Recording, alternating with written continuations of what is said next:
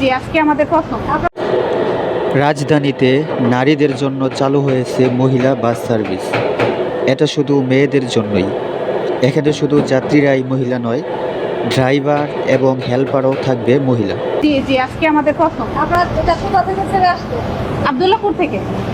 তো আব্দুল্লাহপুর থেকে জি আব্দুল্লাহপুর থেকে একদম মতিঝিল গুলিস্তান। কি ফার্মগেট? হ্যাঁ ফার্ম গেট হয়ে। জি তাহলে হ্যাঁ। মতিঝিলের পরে আর যাবে না। আবার আমরা মানে ওইখান থেকে আবার ব্যাক করব। হ্যাঁ আপনার টিকিট। ক্যামেরা দেখা আচ্ছা দেখাচ্ছি। কথা বলবো। কি বলবো?